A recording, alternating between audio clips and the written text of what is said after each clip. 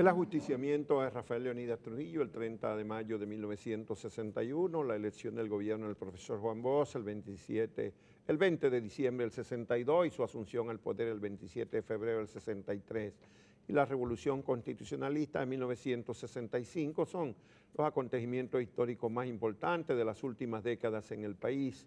La revolución constitucionalista fue una consecuencia directa del golpe de Estado que había depuesto el gobierno democrático y que había interrumpido el proceso de recuperación o de instauración de una democracia en la República Dominicana después de décadas de dominación absolutista.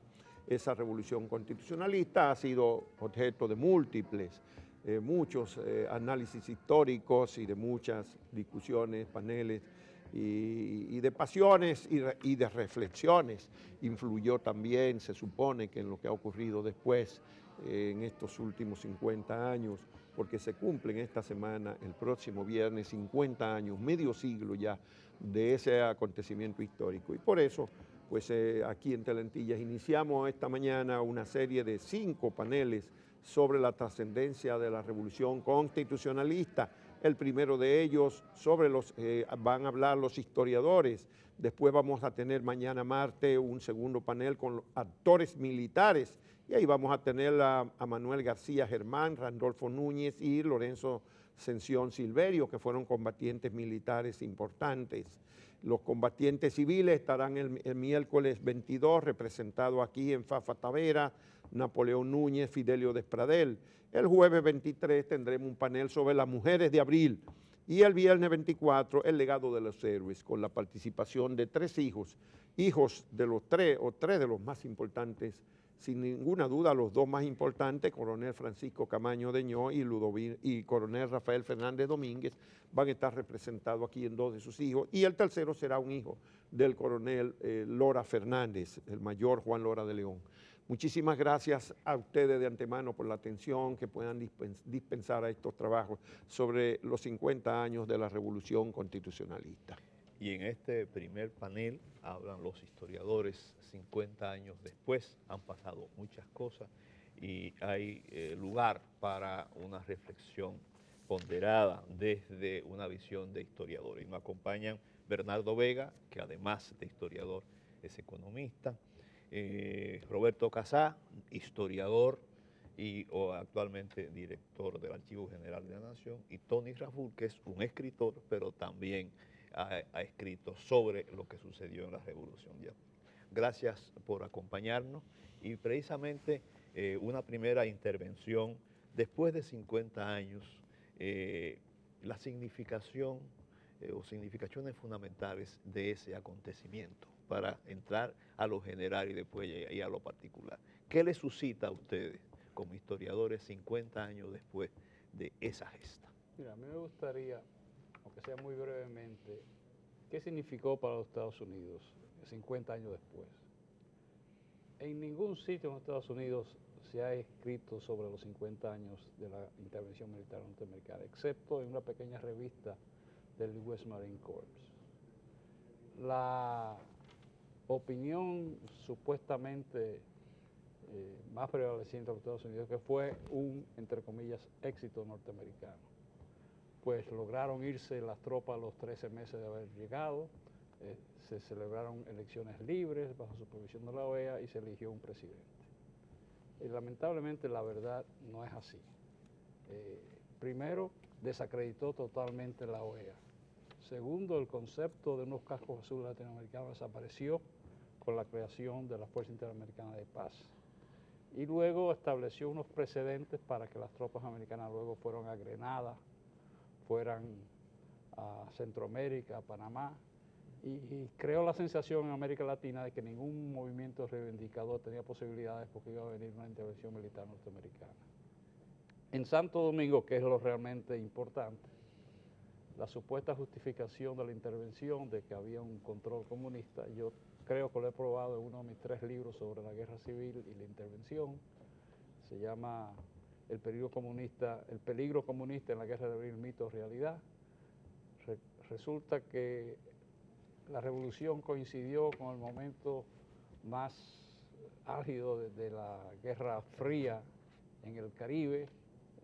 Trujillo desaparece 5 semanas después del fracaso de Playa Girón. Juan Bosch lo eligen 2 meses después de la crisis de los misiles, y tal como me explicaron a mí en Austin, la Universidad de Texas en Austin, cuando yo fui a hacer mi trabajo de investigación allá, la hija de Lyndon Johnson y gente muy cercana a Lyndon Johnson tenía en su mente, había sido muy maltratado por la administración de Kennedy, y él tenía en su mente que no se iba a repetir un fracaso como el de Playa Girón o Bahía de Cochinos, y reaccionó visceralmente ante información parcial y muy limitada sobre supuestos peligros comunistas. También un objetivo americano del primer día, la primera conversación de Lyndon Johnson sobre el tema dominicano con Thomas Mann, dijo: pongan a Balaguer como presidente. Y efectivamente todo ese proceso fue para poner a Balaguer como presidente, no a Juan Bosch. Y ustedes saben la consecuencia de los 12 años de Balaguer en términos de derechos humanos, violaciones, etcétera, etcétera. Una persona que en el fondo no creía en la democracia. Muertos, por supuesto, los varios miles de muertos dominicanos en la guerra civil. Y tal vez un poco más adelante podemos tratar un tema: ¿qué hubiera pasado si no hubiera habido intervención militar? Creo que es una especulación, pero una especulación muy interesante. Roberto Casá. Gracias. Yo pienso que lo que debemos destacar a los 50 años de abril del 65 es el hecho de que culminó una suerte de ciclo histórico que comenzó a inicios del siglo XIX, en que los sectores más avanzados del pueblo dominicano se propusieron instaurar un régimen democrático. En este caso, por primera vez, pienso yo, hubo posibilidad de que esto se llevara a cabo de manera certera y profunda. Los experimentos previos de 1844, por ejemplo, 1865, adolecieron de fallas profundas que rápidamente impidieron que se concretara el ideal de los gestores de estos procesos, en este caso los trinitarios encabezados por Duarte, los restauradores encabezados por un equipo de intelectuales y generales. En abril de 1965 se dieron cita los sectores más disímiles del país en pos de un objetivo muy claro, que era la vigencia de la Constitución de 1963, el instrumento como ley orgánica del Estado más avanzado que ha habido en nuestra historia. Se trató además de una movilización social sin precedentes. Todos los sectores del país, salvo excepciones muy minoritarias, estuvieron de acuerdo en la pertinencia del derrocamiento del régimen del triunvirato, un régimen ilegal que además se contraponía con todas las expectativas de un ordenamiento democrático. Hay que tomar en cuenta además que abril de 1965 respondió a dos circunstancias históricas. Por una parte, el cúmulo de contradicciones durante la dictadura de Trujillo. Yo diría que ante todo abril es una respuesta a 31 años de despotismo y de explotación bestial que sufrió este pueblo. En segundo lugar, la respuesta a un acto ilegal de 1963, 25 de septiembre, en que fue derrocado el gobierno de Bosch, salido de las elecciones más transparentes que se ha conocido en la historia dominicana. No simplemente fue una respuesta al desconocimiento político de la Constitución y del gobierno de Bosch, sino también al componente particular que tenían ambos aspectos, y era la propuesta de un ordenamiento democrático progresivo. Yo concluyo planteando que en este caso no hubiera sido una reedición del gobierno de Bosch. El gobierno de Bosch, con todos sus méritos de apego a la legalidad, se caracterizó por una política social sumamente cauta. En abril de 1965, desde luego descartado todo este fantasma del peligro comunista, lo que hubiera sucedido, pienso yo, me atrevo a especular, de acuerdo ya a lo preguntado por Rafael, es hubiera sido una radicalización notable de los objetivos democráticos, de manera que la República Dominicana hubiese entrado, si no se hubiera producido la intervención militar del 28 de abril, en una fase inédita que hubiera dado respuesta a problemas seculares de la sociedad dominicana. El profesor Juan Bosch, en su libro Crisis de la Democracia, publicado en 1964, en diciembre, y que llegó al país en enero del 65, plantea que la revolución democrática dominicana que debió realizarse a raíz de la muerte de Trujillo estaba pendiente. Quería decir que todo aquel proceso de la dictadura y la tiranía trujillista no había sido liquidado a pesar del derrumbe de los remanentes del trujillismo, de la celebración de elecciones libres y del propio experimento democrático de 1963. Efectivamente, yo pienso y creo que la acumulación de una serie de factores históricos nos llevó al 24 de abril de 1965, que llega como consecuencia de las luchas populares y sociales, de la resistencia democrática del pueblo dominicano a lo que fue el golpe de Estado del 25 de septiembre de 1963. Esa acumulación de factores políticos y sociales se inicia con la resistencia del pueblo dominicano, con la inmolación de los guerrilleros del 14 de junio, encabezado por su líder Manolo Tavares en las montañas, reclamando el retorno a la constitucionalidad, o sea, adhiriéndose al reclamo popular de retorno a la constitucionalidad, el movimiento interno que incluso ya se presentaba en los mismos inicios o posterior al golpe de Estado, en ese mismo proceso, que se organizó a través del famoso contragolpe constitucionalista del 30 de octubre de 1963, apenas a un mes del golpe de Estado del 25 de septiembre, y que fue frustrado en Santiago, un golpe de Estado que planteaba el retorno a la constitucionalidad a través del presidente del Senado de la República, que era el doctor Juan Casanova Garrido. Se había reunido el Congreso de manera clandestina, porque estaba lógicamente anulado por el golpe, y proclamó a Casanova Garrido presidente provisional constitucional del país en ausencia de Bosch y de González Tamayo, que era el vicepresidente. O sea, correspondía en el orden sucesoral de la Constitución del 63. Lógicamente, aquello iba acompañado de una conspiración militar, de la cual se podría hablar en otra ocasión, porque tiene implicaciones y elementos disímiles que intervienen en ese proceso conspirativo. Se frustra, se aborta en Santiago porque hubo una coalición de fuerzas. Es un golpe de Estado extraño porque lo apoyan, por supuesto, el PRD como fuerza fundamental, un sector importante de lo que serían los seguidores del presidente Balaguer, tanto a nivel civil como a nivel militar. Lo apoya el 14 de junio en declaración pública, y lo apoya y lo auspicia en la embajada norteamericana, un sector de la embajada norteamericana, obedeciendo órdenes u orientaciones de la administración Kennedy, que en ese momento, por lo menos el sector liberal que encabezaba Kennedy en ese momento, opuesto a los designios del Pentágono, había planteado que se restableciera la constitucionalidad en la República Dominicana. Todos esos factores, a las luchas políticas, a las huelgas. Aquí hubo una huelga que la gente no recuerda, en el año 1964, el 2 de mayo, que fue una huelga insurreccional, donde incluso la policía no pudo contener las protestas populares. Todo esto fortaleció la resistencia contra el triunvirato, y además el triunvirato cometió errores garrafales, como por ejemplo tratar de liquidar el estamento militar que le había servido de soporte al golpe de Estado. El presidente del triunvirato asumió la Secretaría de las Fuerzas Armadas y estimuló múltiples conspiraciones. No fue solamente la conspiración constitucionalista, habían grupos diversos conspirando para derrocar al triunvirato.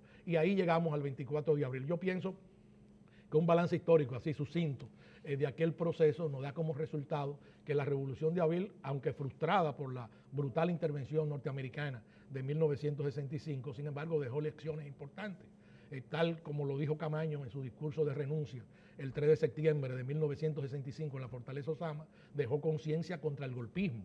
No se volvió a dar un golpe de Estado en la República Dominicana desde 1900. Desde esa época hubo alguna conciencia democrática, institucional, a pesar de los periodos defectuosos de nuestra democracia. Entonces, todo aquel proceso yo creo que hay que verlo en perspectiva, en la conciencia democrática de nuestro pueblo, que se manifestó luego en la resistencia a la contrainsurgencia y a la represión y al escándalo, ¿no?, de la represión política en la República Dominicana. Pienso así, en una visión panorámica, haciendo reserva de elaborar algunos puntos de vista, que aquel proceso fue enriquecedor, un proceso donde se puso de manifiesto la voluntad patriótica del pueblo dominicano. O sea, si en algún momento en el siglo pasado, en 1916, cuando la primera intervención americana, y en 1965, son momentos en que el pueblo dominicano reafirmó su vocación patriota, o sea, su devoción a los ideales de los fundadores de la República. Bueno, hagamos aparte, pongamos aparte el papel de Estados Unidos para una ronda próxima y vamos a quedarnos ahora en esta segunda ronda en cuanto al papel de los otros actores. La sociedad dominicana, aunque se ha dicho, tuvo el movimiento constitucionalista fue de amplio espectro, pero dividió profundamente la sociedad dominicana. Y empezó por haber dividido las Fuerzas Armadas, los sectores conservadores se enfrentaron y crearon su propio gobierno, se establecieron dos gobiernos. La iglesia, los obispos se fueron de la zona constitucionalista, abandonaron sus iglesias. Los periódicos, los diarios de la época, los dos más importantes diarios, dejaron de publicarse. ¿Cómo se ve, cómo ven ustedes el papel de los actores, la responsabilidad histórica de los actores dominicanos en ese proceso? Yo siempre me he hecho la pregunta, ¿por qué la insurrección de abril se limitó a la ciudad de Santo Domingo? ¿Por qué no hubo una insurrección a nivel nacional, en las principales ciudades, en las zonas rurales? Eso fue un factor que debilitó mucho la insurrección, porque al ubicarse en la zona colonial pudo ser rodeada fácilmente. También especulo si Camaño se hubiera ido a Jaina y hubiera apagado el único sitio donde se generaba electricidad en el país, hubiera habido un apagón a nivel nacional y eso hubiera tenido un impacto extraordinario. Sí, ¿por qué se circunscribió solamente a la ciudad de Santo Domingo? Y lo segundo es, auspiciado por los americanos, surge el gobierno de Antonio Inver, de muy poco apoyo popular, pero que tenía parte de las Fuerzas Armadas. Y siempre especulo, si los americanos no hubieran intervenido, ¿qué hubiera pasado? Las fortalezas del interior del país se hubieran apoyado a Camaño y hubiera tenido control Juan Bosch de la situación, o las fortalezas del interior hubieran venido a combatir a los constitucionalistas y hubieran sido derrotados. Si hubiese subido Bosch de nuevo al poder, ¿qué tipo de gobierno hubiera establecido? ¿Cuán diferente o no del año 63? Es una parte de la ciencia de la historia, es eso, especular qué hubiera pasado si algún evento importante no hubiera tenido lugar. Por cierto, la Academia Dominicana de Historia, que yo presido ahora, antes la presidía Roberto Casá, pues estamos haciendo toda una serie de cosas vinculadas a los 50 años. Y antes de explicar en qué, yo creo que es interesantísimo que, como yo mencioné, que la Guerra de Abril tiene mucho que ver con la Guerra Fría en el Caribe, que estemos teniendo esta discusión pocos días después del saludo que se hicieron Raúl Castro y Obama, que es el fin de la Guerra Fría en el Caribe. También yo especulo, si Trujillo hubiera desaparecido en el año 1955 y la transición no hubiera tenido lugar en medio de la Guerra Fría, que comienza en el 59, otra cosa hubiera sido la transición mucho más tranquila y democrática, sin tanta intervención americana. Pues en la Academia de la Historia estamos publicando una serie de libros, muchos de ellos nunca traducidos al español, otros agotados, como el de Tazul, el del Padre Moreno, etc. Hay una serie de conferencias sobre temas poco conocidos, el papel de Cuba, el papel de Venezuela, una serie de otros trabajos, pero es una labor intensa porque creemos que debe quedar plasmado en documentos, libros y conferencias esta perspectiva de los 50 años después de la Guerra de Abril. Vamos a insistir en los actores principales, cómo evaluar distintos actores, los militares sabemos lo de Estados Unidos, pero las iglesias, los empresarios, en fin, actores que estuvieron ahí, ¿cómo ustedes evalúan su desempeño? Bueno, yo pienso que lo que sucedió en abril fue una ruptura con un ordenamiento que tenía por protagonismo a sectores muy pequeños de la sociedad. Era una dominación de tipo oligárquica que además provenía de la época de Trujillo, es decir, se ordenó en torno a los cambios promovidos en esos 31 años y que no estaban en condiciones de adaptarse a los requerimientos de la época en cuanto a democratización política y democratización social. Yo creo que en ese sentido estos sectores se fueron limitando cada vez más a los ojos de la población después de cierta vigencia a través de la Unión Cívica Nacional, que todavía capitalizó el aval del antitrujillismo que tuvieron sus dirigentes originales.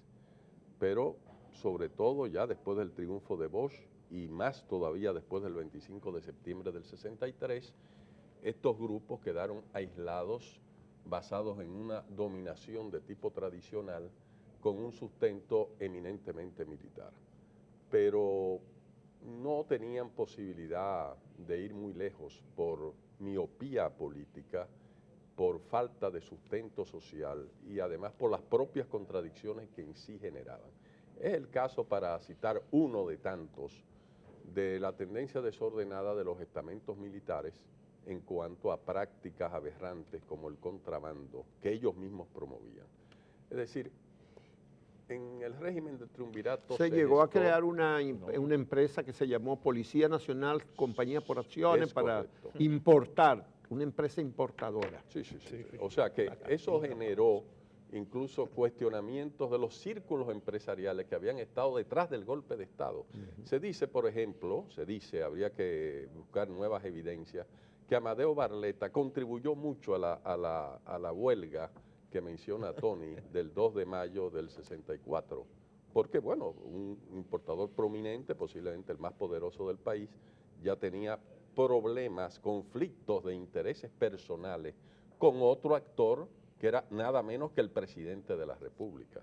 Es decir, no había condiciones por parte de estas élites oligárquicas de promover un orden estable, porque estaban opuestas a la democratización, que era un imperativo de la sociedad.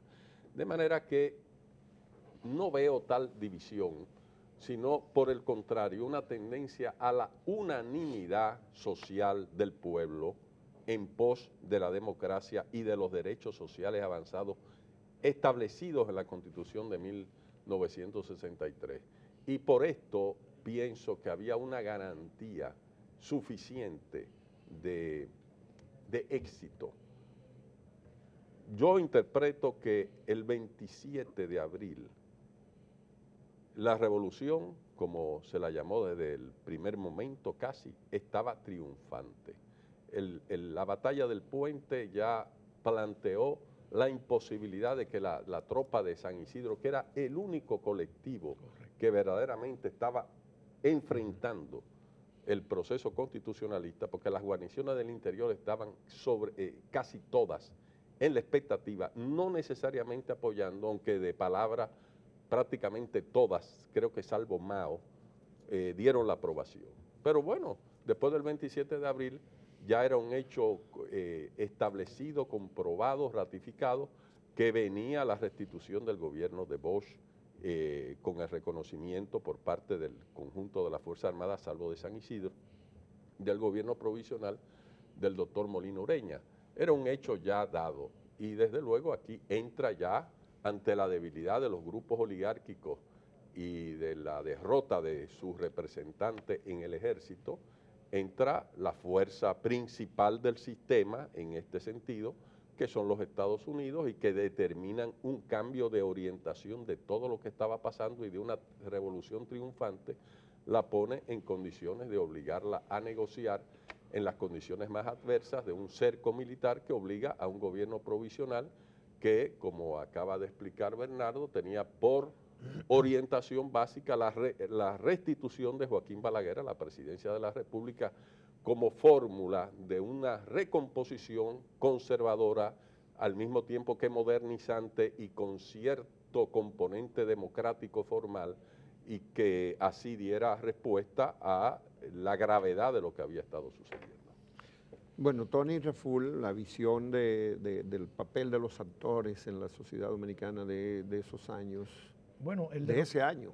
El derrocamiento de Bosch en el 63 fue una especie de coalición de fuerzas conservadoras de la República Dominicana, representada socialmente por el alto comercio importador, por sectores empresariales de la República Dominicana que cooperaron con el golpe de Estado en gran medida, con una mentalidad realmente no adecuada a los procesos de cambio, y aquel proceso también estimulado por sectores, a mi modo de ver, vinculados a los agregados militares norteamericanos que asesoraban a los militares fundamentalmente en la base aérea de San Isidro, y a una feroz campaña anticomunista que pretendía endilgarle al gobierno de Bosch tendencias procomunistas. O sea, todo ese proceso convierte el derrocamiento de Bosch en una víctima, tal como han señalado nuestros distinguidos historiadores aquí presentes, de la Guerra Fría en ese momento. Sin embargo, luego del proceso de abril, y tal como señala Roberto, en el triunfo, en el milagro militar, porque no hay otra manera de explicar lo que sucedió el 27 de abril en la cabeza del Puente Duarte, en el milagro militar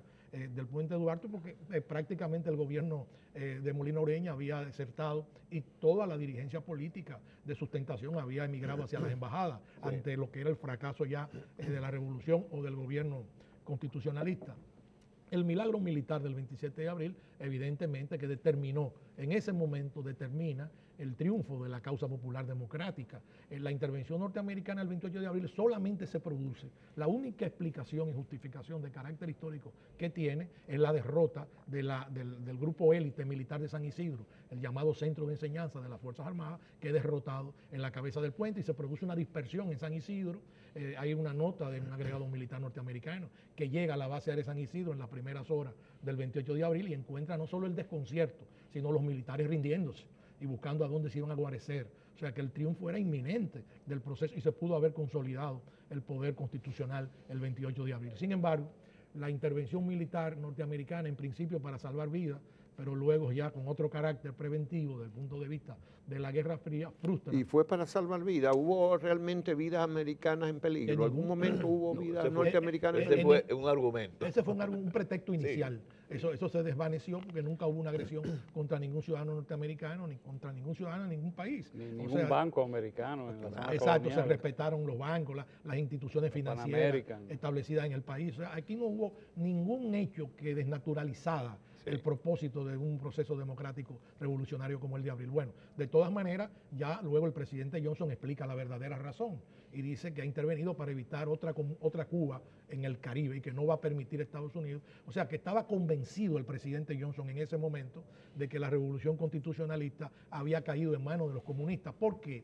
Porque en el entendido de que toda la plana mayor política estaba asilada, en el entendido de que el presidente Molina Ureña había ido a una de las embajadas, entonces resulta que no se explicaba quiénes habían combatido en el Puente Duarte o quiénes habían dirigido el combate. Esa es la deducción del imperio para justificar la intervención, pero resulta que nunca el mando del proceso constitucionalista en la tarde del 27 de abril y en las horas posteriores estuvo en poder de comunistas. O sea, estuvo en poder del sector militar, seguidor de Bosch, encabezado por Camaño, por Montejarache, por Juan María Lora Fernández, por todos esos grandes combatientes, Héctor Lachapelle, que estuvieron siempre en contacto telefónico con Bosch, porque nunca se interrumpió el contacto con Bosch, que era quien daba instrucciones ya en la noche y al amanecer del 28 de abril sobre las cosas que habían que hacer. Bosch dirigió por teléfono lo que es la parte política del proceso constitucionalista de 1965. Entonces, ese proceso posterior desata una ola de protesta en Estados Unidos,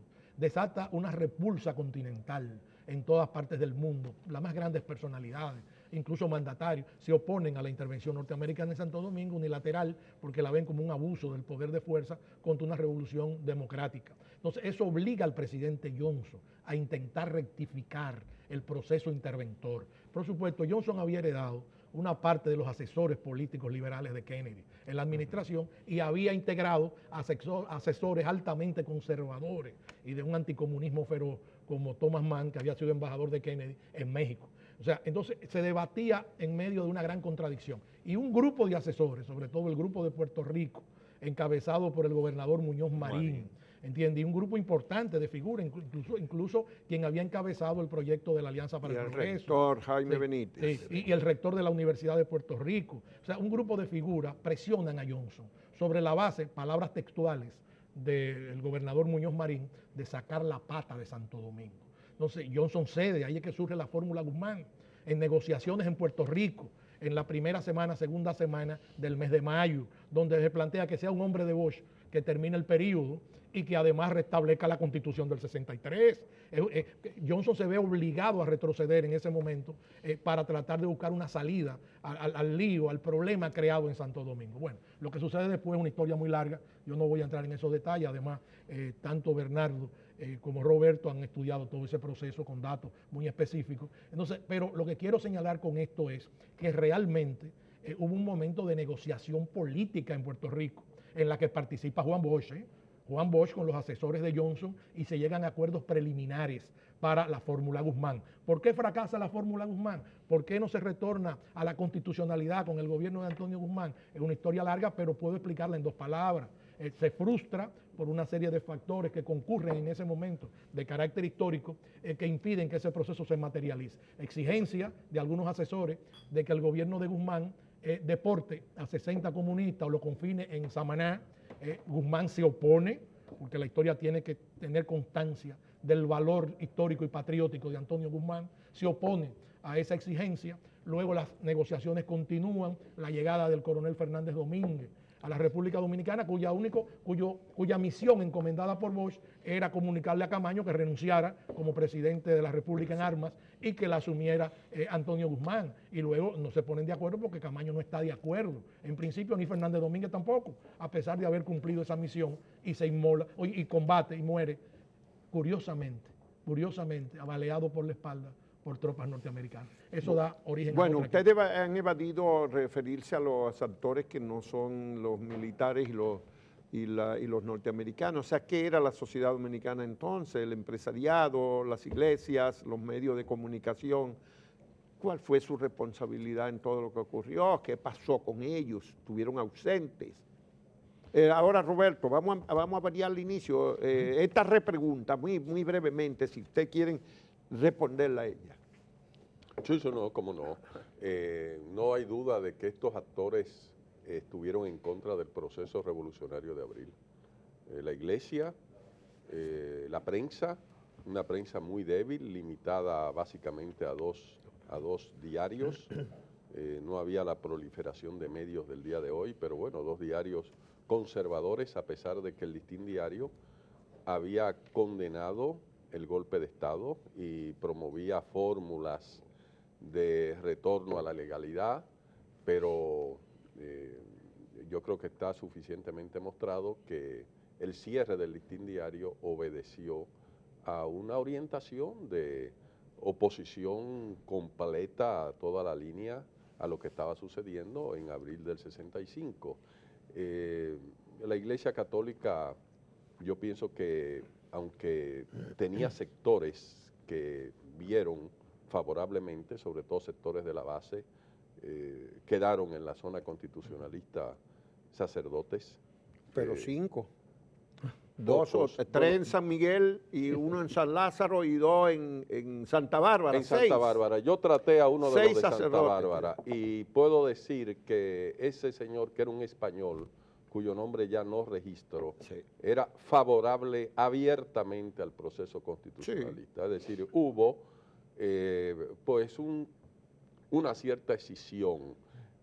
Comenzaba ya en el seno de la iglesia, pienso yo, un proceso de replanteamiento de la tradición, pero desde luego estoy de acuerdo con Juan Bolívar de que era algo todavía muy limitado. Abril contribuye a potenciar esto, pero en ese momento la jerarquía globalmente, a pesar de que adoptó una postura prácticamente de silencio, fue el nuncio el que más o menos asumió la representación importante, con posiciones desde luego muy ambiguas, pero que también estaban dictadas en cierta medida por orientaciones del Vaticano. Por eso salva un poco la imagen de la iglesia, pero evidentemente la jerarquía eclesiástica del país estaba unificada en contra del proceso de democratización. Y el empresariado, un empresariado premoderno, un empresariado caracterizado por el comercio importador básicamente, debido a las características del proceso de industrialización que tuvo la dictadura de Trujillo, que se concentró en las empresas de Trujillo y del Estado, Entonces, globalmente también podemos decir que estuvo contrario al proceso. No percibo fisuras importantes, a pesar de que no dejó de haber personas aisladas en el Claro, empresariado y personas Y en las iglesias, en representativas todas y muy respetables que comprendieron el imperativo de que la sociedad evolucionara hacia la democracia. ¿No era que la sociedad dominicana, Bernardo Vega, estaba muy lejos todavía de una visión democrática? Todas esas 3 décadas de autoritarismo y el miedo al comunismo estaban dominando y cegaban la visión de los actores. La coincidencia de 31 años donde un empresariado casi no pudo desarrollarse porque Trujillo le quitaba las empresas, y la coincidencia de la transición con el peor momento de la Guerra Fría influyó mucho en eso. Pero más que grupos sociales, porque ya Roberto lo dijo muy bien, yo quiero enfatizar el papel de personas físicas: Joaquín Balaguer, Juan Bosch, Donald Reed, Wessing y Wessing y Camaño. Yo creo que Balaguer estaba exilado, apenas un funcionario del Departamento de Estado hablaba con él, no lo veían como alternativa. Sin embargo, el primero, antes de que lleguen las tropas armadas, el primero que hace una declaración diciendo que la resolución está en manos de comunistas es Joaquín Balaguer. Lo declara en Nueva York. Es decir, ya está usando el miedo al comunismo como un argumento. Luego es el gran beneficiario de la intervención militar americana. Tuvo 20 años en el poder. Volvió con las tropas americanas a la zona bajo control americano. Correcto. Luego Juan Bosch, se le ha criticado que no vino aquí, bueno, en los primeros días de abril. Era físicamente imposible, dada la ocupación militar norteamericana, pero sí hablaba 4 o 5 veces por teléfono con el edificio Copelo. Él buscó una transición, él dijo que ya estaba liquidado como político, y buscó en Antonio Guzmán la solución y apoyó fuertemente la solución Guzmán, que se estuvo discutiendo durante varios meses. Otro beneficiario de la guerra civil, bueno, de la situación, lo fue Antonio Guzmán, que eventualmente sería el presidente que sustituiría a Balaguer en el 78.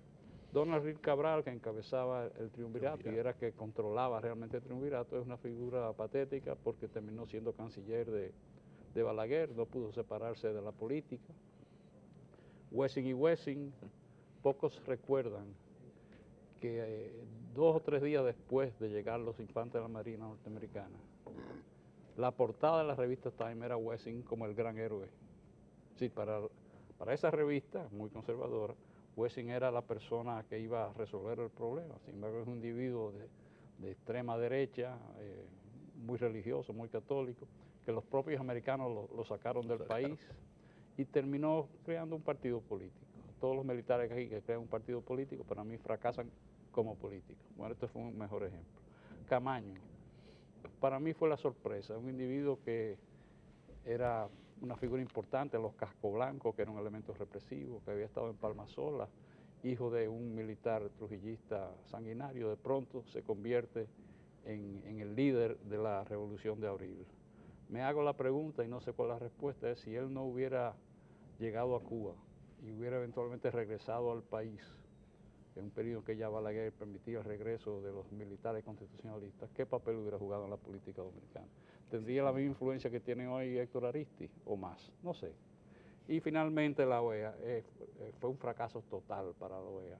Primero los votos presionados por los americanos para que la OEA apoyara la intervención militar, creara la Fuerza Interamericana de Paz, mandaran a esos bunkers para acá, dijeran que las elecciones eran libres.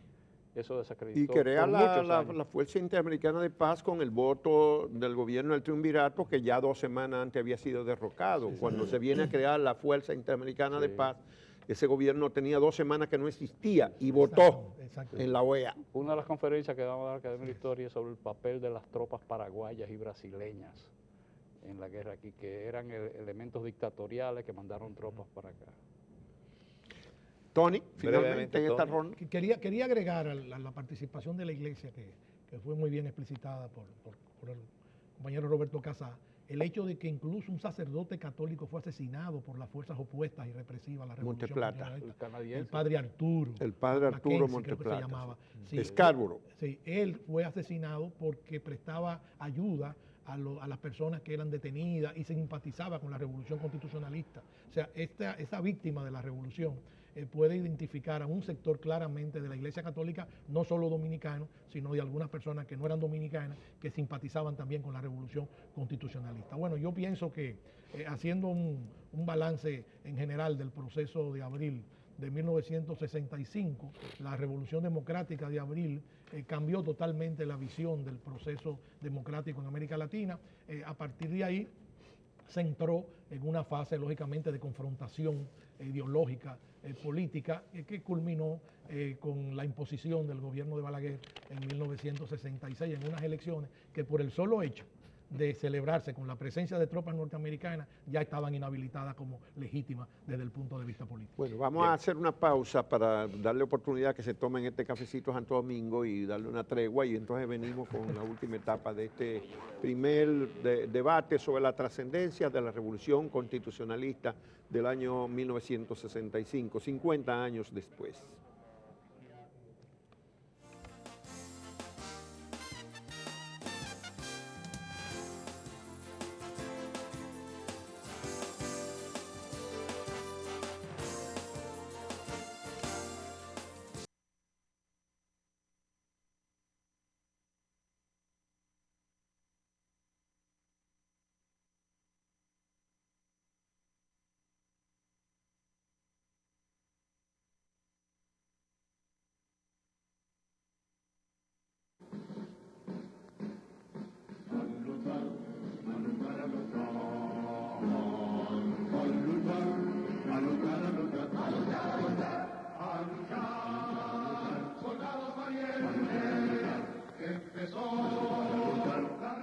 Bien, en esta segunda etapa de este panel, quisiéramos ahora empezarla un poco reflexionando lo que hubiera sucedido si no se produce esa intervención a raíz de que evidentemente la revolución había triunfado. Bueno, ¿Qué hubiera sucedido y sobre todo si había un plan político de gobierno en cierne después de un triunfo militar? Bueno, Tony. ya un poco historia conjetural, pero ¿Sí?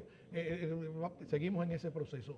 Evidentemente, si no se produce la intervención militar norteamericana, se consolida el retorno a la constitucionalidad, regresa Bosch al poder, para hablar en términos lineales, reasume la primera magistratura, por supuesto, en condiciones diferentes, ya con un gran apoyo popular, con una gran epopeya de carácter político-militar, como fue el inicio de la Guerra de Abril, y entonces eso le daría, digamos, mucha mayor fuerza política para implementar lo que eran los postulados esenciales de la Constitución del 63. La reforma constitucional del 29 de abril del 63 es posiblemente el proyecto constitucional más avanzado de la historia de todas las constituciones liberales que ha habido en la República Dominicana, por su alcance y la actualidad en ese momento. Entonces, esa constitución espantó a los sectores conservadores del país, porque esa constitución consagraba derechos civiles y políticos, reivindicaciones obreras, garantizaba incluso la inamovilidad sindical, garantizaba la participación de los trabajadores en los beneficios de las empresas, que en ese momento resultaban conquistas de carácter comunista, cuando eran simplemente, podían enmarcarse dentro de lo que se había conocido en América Latina y en el Caribe años atrás como la izquierda democrática. O sea, eran constituciones como la de Costa Rica, por ejemplo, implicaban o contenían esos mismos postulados, pero en la República Dominicana parecía un pecado o parecía una posición de extrema izquierda. Entonces, esa constitución que también impedía los latifundios, o sea, y el minifundio, estaba opuesta incluso a que empresas extranjeras se apoderaran del territorio nacional. O sea, toda esa conquista democrática serían avaladas evidentemente por un retorno de Bosch. Además, el pueblo había enarbolado la consigna de la Constitución del 63. Esa fue la consigna política del proceso de lucha de abril. Yo pienso que el gobierno de Bosch hubiese de alguna manera reasumido el Estado, pero con dificultades, porque estamos en plena Guerra Fría. Se había agravado las contradicciones en el Caribe, estaba la situación de Cuba, que mantenía una posición beligerante, lógicamente de defensa y de sobrevivencia frente al acoso imperial, estimulando, digamos, lo que eran los movimientos revolucionarios en América Latina, que era una manera de debilitar. No, y se iba a agravar más porque venía la Tricontinental, que fue en el 66. La conferencia, así que se llamó. Tricontinental. Vino la insurrección en Bolivia con el Che Guevara a la cabeza. Exacto, o sea, si hubiese agravado la Guerra Fría, se agravó y de Bosch, todas maneras. Bosch tenía dos posibilidades. O girar hacia una posición más conservadora, lo cual no sería tampoco ninguna sorpresa desde el punto de vista del ejercicio del poder. O sea, tratar de manejar o conducir el Estado de tal manera que no se viera expuesto de nuevo a otra sonada militar, o sea, manejarse respetando las libertades políticas, que siempre fue un catecismo político de Bosch. O sea, si hay algo que Bosch preserva, digamos, en lo que es el ejercicio del Estado, es el respeto a las libertades democráticas. Sí. O sea, entonces podría haber un Bosch que se hubiera podido manejar. Hay quienes dudan de esa posibilidad por el carácter de Bosch, por las reacciones de Bosch. Bueno, pero eso es también conjetural, especulativo, uno no sabe lo que sucedería, cómo quedaría la recomposición de fuerzas sociales en la República Dominicana después de abril. O sea, todo ese proceso había que verlo de manera también especulativa. Lo que yo sí pienso es que a partir de entonces, el nuevo modelo de contrainsurgencia que se implementa en la República Dominicana es aprovechado por el presidente Balaguer para mantener luego, cuando ya esa no era la situación, el espectro de la amenaza comunista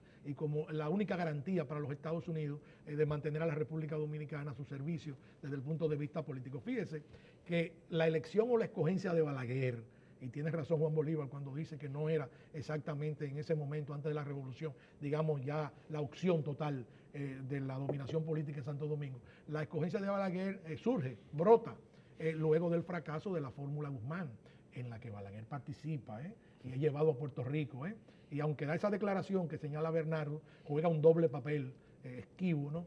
Por un lado, supuestamente se adhiere al principio a la fórmula Guzmán y exige 2 miembros en el gabinete del gobierno de Guzmán, de dirigentes reformistas, pero luego cuando llega a Washington o llega a Nueva York, se reúne con los organismos de seguridad norteamericanos y despotrica contra Bush y dice que Bush no garantiza la viabilidad democrática en Santo Domingo. Él estaba, para decirlo estaba en campaña. En términos Él estaba en campaña. beisbolísticos, estaba pichando su propio juego y lo aprovechó muy bien, Lo demostrando jugó gran con el sagacidad imperio, política en ese momento. Entonces, Balaguer surge ya. Le llaman sagacidad a la falta de escrúpulos.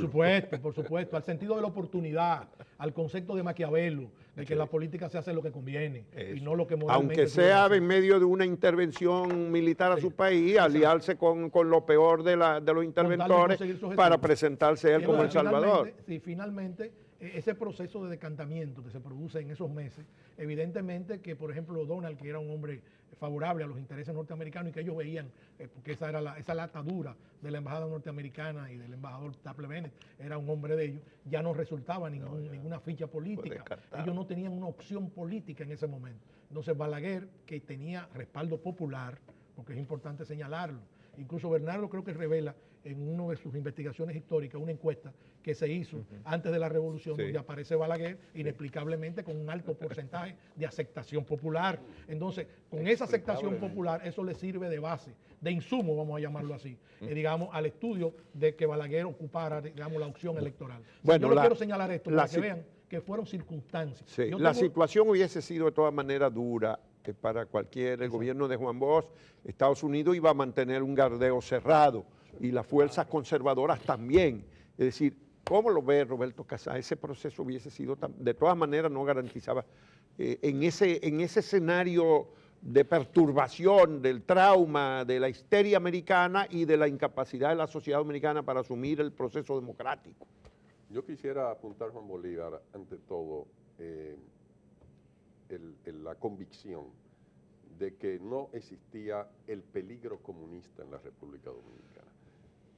La conspiración que llevó al 24 de abril, encabezada por el teniente coronel Miguel Ángel Hernando Ramírez, no estaba vinculada a sectores de la izquierda, a menos de que digamos que el PRD, en términos generales, obedecía a una postura de izquierda en aquel momento, lo cual era así. Izquierda en los hechos, aunque no declarado. De la llamada izquierda democrática. Exactamente. Pero que aquí ya después del golpe de Estado eso adquirió, y aún en la campaña electoral del 62, eso adquirió determinados matices en función de la resistencia terrible de los grupos derechistas en el poder, que no estaban dispuestos a ningún tipo de concesión. Es parte de una dialéctica que evidentemente se hubiera prolongado y agudizado si no se produce la ocupación de las tropas norteamericanas. No había ese peligro, pero al mismo tiempo había un factor importante de radicalización, que era que el pueblo estaba en las calles. Se trató de una movilización sin precedentes a escala nacional, aunque evidentemente el epicentro estaba en la ciudad de Santo Domingo, pero en el conjunto de fuerzas sociales, con excepción desde luego del campo, que era un actor pasivo que no intervenía a un lado ni al otro. A pesar de que en la zona constitucionalista hubo mucha gente, incluso del campo, de todo el país, pero gente dispersa que llegaba por simpatías personales, grupales, etc. En segundo lugar, no se trataba de una simple movilización, sino de una movilización armada. El pueblo en armas. Había 10.000 combatientes civiles aproximadamente. Es decir, la hegemonía del ejército tradicional dejado por los norteamericanos en 1924, del cual Trujillo es el gran heredero y es su base de sustentación principal, había sido en gran medida desarticulado, no destruido, pero sí desarticulado por la división intestina del propio ejército, donde son militares formados en la época de Trujillo que asumen la perspectiva democrática. Camaño, Fernández Domínguez, fueron todos trujillistas, no es que fueron de la época, es que ellos mismos fueron trujillistas. Fernández Domínguez era un amigo íntimo de Ramfi Trujillo, para poner un caso. Pero bueno, ellos comprendieron la situación donde se encontraba el país y decidieron evolucionar en un sentido democrático institucional, no tanto siquiera por un imperativo de tipo social ni ideológico, sino por la exigencia de que el ejército o las Fuerzas Armadas se circunscribieran a la legalidad. Se profesionalizaran. Exactamente, respeto a la institucionalidad. Eso es lo que los lleva. De ahí se produce una radicalización en cosas de días, en días. Los primeros momentos, Camaño recelaba mucho de la presencia de la gente de izquierda los primeros días. Además lo dijo, ahora estamos juntos en una forma todavía muy reservada. Bueno, Camaño terminó considerándose un marxista-leninista. Fue un caso, si se quiere, excepcional, pero tampoco aislado. Es decir, hay una movilización armada del pueblo que está exigiendo cambios sustanciales en la vida del país. ¿Qué hubiera pasado? Una nueva dialéctica, pienso yo, concuerdo con Tony, que es muy difícil hacer predicciones porque es indeterminado qué hubiera podido pasar, pero yo preveo que con una cúpula militar derechista derrotada, desarticulada, un sector democrático de las Fuerzas Armadas dirigiendo, una movilización popular, un sector del pueblo armado, se hubiera producido una dialéctica muy compleja entre las presiones, primero del sector tradicional de poder de la República Dominicana y sobre todo de los Estados Unidos. ¿Qué hubiera pasado? No lo sabemos, pero sí me atrevo a decir que se hubiera producido un orden democrático revolucionario sin precedentes que hubiera atendido a problemas seculares de la sociedad dominicana. Mira, ¿qué hubiera pasado si Bosch retorna al país en abril del 65 y no hay una intervención militar norteamericana? Primero, si uno lee las declaraciones de Bosch en los primeros días de la guerra de abril, eran fuertemente anticomunistas y siguieron siéndolo. En esa época sus amigos eran Muñoz Marín, Figueres, era el liberal del 63. Hubiera retornado con una gran diferencia. Y hasta Betancourt, ¿verdad? Betancourt también. Su gran problema cuando fue presidente eran los militares. Ya los militares estaban derrotados en abril. Podría haber gobernado sin ese poder de veto, esa oposición terrible de los militares dominicanos. ¿Qué tipo de gabinete hubiera establecido? Los mismos miembros del gabinete del 63. Recuerde que Bosch regresó al país después de muchos años en el exilado, no conocía a mucha gente. Usted saca una lista de quién era el gabinete de Bosch y va a encontrar que son personas que no trascendieron políticamente en el futuro. Los que redactaron la Constitución del 63 también cometieron errores. El espíritu de la Constitución es muy buena, pero técnicamente está muy mal redactada. Pero él hubiera gobernado sin los militares. O por lo menos sin la oposición férrea de los militares. O con unos militares diferentes, una nueva generación de militares. Para finalizar, quiero hacer un comentario, contrastar el tema de la violación de los derechos humanos. Ahora, con este antihaitianismo que hay, se critica mucho la Comisión Interamericana de Derechos Humanos. Bueno, en medio de la guerra civil vinieron aquí y analizaron la situación de violaciones de derechos humanos en la zona constitucional y fuera. Y el único sitio donde encontraron violaciones fue precisamente en la zona de Villamella del Gobierno de Reconstrucción Nacional. Muchos muertos, etcétera, más ninguna en la zona constitucional. Interesante eso. Bueno, finalmente se nos quedan apenas 2 o 3 minutos, en un minuto cada uno. Lecciones, ¿cuáles son las lecciones? Numeren las lecciones que a su juicio dejó ese acontecimiento histórico del que se cumplen 50 años el próximo viernes. Lecciones que los militares no deben ser deliberantes en la política dominicana. El golpe de Estado del 63, la división de los militares en el 65. Hay que evolucionar hacia lo que es ahora, que existen las Fuerzas Armadas, pero no son deliberantes en asuntos políticos. Ese fue la gran debilidad y esa es la gran lección. Militares a lo suyo, no a la política. Bueno, yo pienso que la lección fundamental de abril del 65 es, digamos, el valor histórico que representó la defensa de la soberanía nacional frente a una intervención brutal, unilateral del gobierno de los Estados Unidos, la reafirmación de esos valores patrióticos como continuidad en el tiempo, que de alguna manera lo vincula a la independencia nacional y a la guerra de restauración, siendo el acontecimiento de abril del 65 el acto más trascendente del siglo XX desde el punto de vista histórico-político. O sea, yo creo que esa lección es conciencia nacional en relación no solo con el presente, sino con el futuro, defensa de las libertades y de los elementos constitutivos de la Constitución del 63, que de alguna manera u otra se han defendido siempre en la vida política dominicana, porque no hemos tenido, aunque no hemos retrocedido desde el punto de vista, digamos, de lo que fue una dictadura, un gobierno golpista en la República Dominicana, aunque sí hemos tenido que enfrentar desafueros, violación a los derechos humanos, libertades restringidas, pero evidentemente que hay una conciencia nacional de no retroceder, sino de seguir adelante en la República Dominicana. Roberto. Gracias. Yo pienso, abundando en lo que han dicho los amigos, que también tiene valor estudiar cómo se produjo la unidad del pueblo alrededor de un programa. Yo creo que es una lección a tomarse en cuenta de que en la sociedad dominicana se requieren agendas claras en materia programática y mecanismos de acción que permitan la gestión de un programa democrático avanzado. Creo que en ese sentido todavía los objetivos de abril están vigentes en la sociedad dominicana.